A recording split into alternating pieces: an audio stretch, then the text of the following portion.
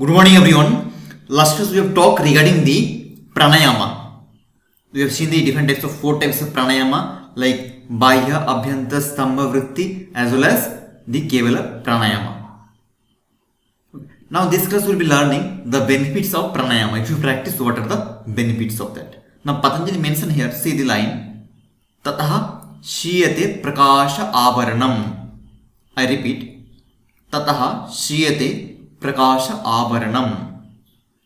Tata, it's a linker. It creates links with previous sutra. Previous sutra we discussed regarding the pranayama. So it's explained if you are got the mastery over the pranayama. Means if you practice efficiently pranayama, what are the benefits?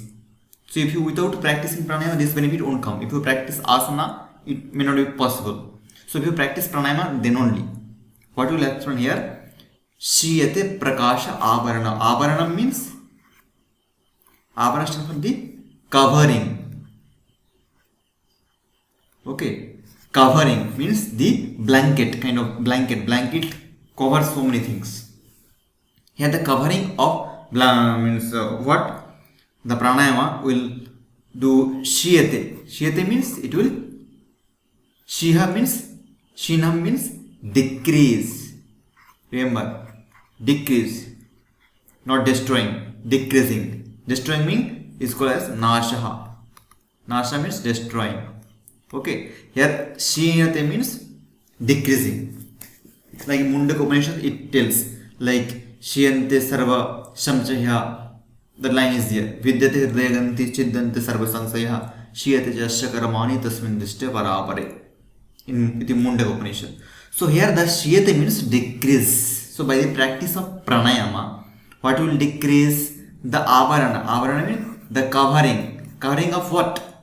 That is the question. The answer is prakasha. Means the word stands for the light, meaning is light, but here we should know here the call as the knowledge. Okay. Knowledge of the prakasha. What is the covering? That will become shaya, decrease. Okay. Like if you have one light here, one light is there. If you want light, okay, it gives the light like this way. So if you cover any kind of blanket like this way, so here light won't reach, cannot reach light. So when you rub this, rub means if you take a eraser, if you rub this one, so the light will come very easily towards this side. So that is called the Prakasha Avarana Shaya. How it comes? By the practice of pranayama only. Remember, this is a very good benefit. Now see, let's understand this sutra a little deeply.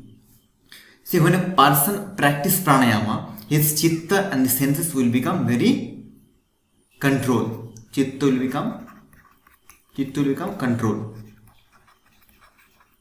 Okay, very calm and control will be there. So the unwanted thoughts, whatever the thoughts is there, mainly the negative thoughts, okay, that will become nullified. Okay, so he won't get any kind of negative thoughts. So here mainly the shaya of happens of avidya. Avidya will become decrease, not eliminate fully. Remember, only decreasing.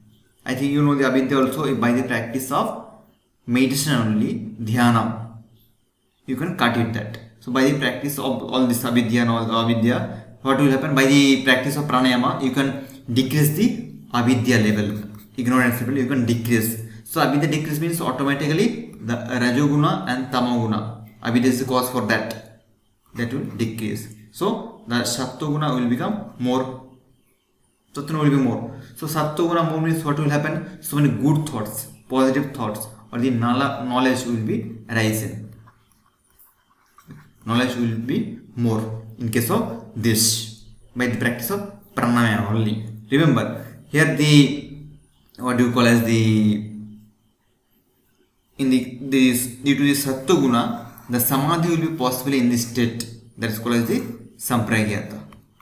Okay, and the aim of yoga is reach to asampragyata. So if you practice pranayama, where you can reach to the sampragyata state, not asampragyata state. As you know the reference, the 1.51 Yoga Sutra, tasyapi nirodhe sarvanidha nirbija samadhi. So when all this Sattva related Samaskara means the Ritambhara Pragya. I think you know one sutra will come. Tatra Ritambhara Pragya. So here Ritambhara means here Sattva is more. So when Sattva also decrease, not there, then only it's known as the Asampragyata Samadhi. So we need that Samadhi. Okay, so in case of this level, what level? Sattva level, it will reach to Sattva state, means Rajoguna and Tamaguna decrease, means automatically Sattva will be more, anophylisant, it will be more. So Sattva more means it's or more or less similar to the Ekagrata state, and it is connected to Sampragyata state. So you can reach by the practice of pranayama up to Sampragyata state, not Asampragyata state. Okay. So this is how the meaning is explaining in this sutra. Now you can understand in one more other style also. Let me tell in that sense also how it will happen. See, other sense we should know. Let me change the color. Other sense what will happen? So that by the deep breathing, if you practice a deep breathing, pranayama means deep breathing will be there. Inhalation will be more, and you will be cutting the speed in between inhaling and exhaling. So what will happen? The deep breathing will be there. So by the deep breathing, what will happen? The CO2 will go out from your body and O2 will come inside your body. So the CO2 goes means so your body will become pure. Okay, if CO2 goes from your body, automatically O2 will come. Okay, so your body will become pure. So that purity is related to what? The impure things. Purity gone means impurity will not be here. So impurity means here Shri Shayaha. So impurity will become Shaya, and purity will become easily visible. That's called Prakasha Avarana Shaya. So here Prakasha Avarana Shaya means the Avarana of the all kinds of the channels are there during the practice of breathing practice, pranayama practice, that will become open.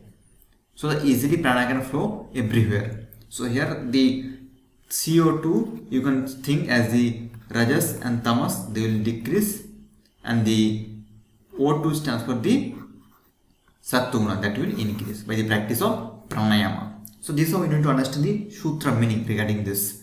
So this is the sutra regarding the pranayama and their benefits. Two benefits like Shaya will be there. The excessive, the Shaya means the decreasement of the Avarana, covering. Okay, here the Avarana is called the Avidya. Avidya covers your knowledge, prakasha. This is called knowledge. Okay, you can keep here by the practice of pranayama, what will happen? The prakasha of O2 release, and avidya means CO2 will go from your body. That's called the pranayama. And obviously by the practice of pranayama, what will happen? Chitta will become stable. We know the concept Chalavata Chalam Chittam Nischala Nischalam Bhavit. So that is line explained there. Yes, so this is the meaning of this sutra. Let's understand next one. Yes. So in this sutra, what is explained here? The another benefit of pranayama. There are two benefits of pranayama explained there. First one we already discussed. Like that Shyate Prakashavaranam, the avarana, the covering or the avidya will become nasha. Nasha means the shaya, decreasement, but still it's there. Not decrease. It will become very lean because it is related to sattva guna. If it is beyond the guna, it will become fully nasha. That's called asampragyata. In case of here, it's sampragyata and shinaha. Okay, not nasha. So the second benefit tells here, dharanasu cha yogyata manashaha. I repeat, dharanasu cha yogyata manashaha. Manasa means the common word. See, Patanjali won't use this word manasha. Okay, but sometimes he use. See here, you shouldn't get confused. Manas means mind or anything. Mind, chitta, all these things are same, synonym. Okay, so the mind and chitta or the chitta will get the yogyata. Yogyata means eligibility. Okay, ability, like to attend the 12th standard, you need to cross the 10 plus 1. Then only you can go for the 12th standard, otherwise you cannot. So that 10 plus 1 is the eligibility, yogyata for the higher study. Here higher study is manas. So mind will get the yogyata for what? For the dharana. Dharana means the first state of concentration. Okay, first state of concentration. If the concentration is going on continuously, that is called the meditations. dhyana. Okay, the concentration goes for a long time. That's called as dhyana or meditations. So remember here, dharanasu, they use the bahuvachana pada. And dharanasu means, in the Hatha Pradika they explain there, pancha bhutatmaka dharana, like akasha, vayu, teja, apa and prithvi. So in this pancha bhuta, you need to do dharana, concentrations, like akasha, 2 hours, here 2 different texts mention that different hours to do meditations, to do dharana, concentrations. So this is the what explained there. Mind will get the eligibility or yogyata for which purpose? To practice the dharana. Okay, so this is the meaning, two meanings explained regarding this sutra. So mind will become the eligible to get to practice the dharana. Okay, so here what he explained here, each things are interconnected. You cannot separate. Like if the person start to practice dharana, he will get moksha, he will get the samadhi. It won't possible. Which samadhi? Asampragyata samadhi. No. Here all this you practice yama, niyama, asana, pranayama, dhyana. All this leads to the sampragyata, not asampragyata. If you continuously crossing the sampragyata, then you can reach to the asampragyata state. Remember. Okay. So what is explained here? The dharana. In the level of dharana, the mind will get the eligibility to practice on. So these are the two sutra regarding the benefits of pranayama. Only yama, niyama, asana, pranayama and pratyahara also there later on. Okay, so pratyahara comes after that. Okay, so up to pratyahara means yama to pratyahara comes under external practice. Okay, and remaining dharana, dhyana, samadhi comes under antaranga or internal practice. Okay, later on, so those three will become the vairanga. That is, we will explain in third chapter. No problem. So till here, this is the meaning of this benefits of pranayama. Hope you understood. If you have any doubts, let me know. Yes, thank you very much. Have a good day. Bye bye.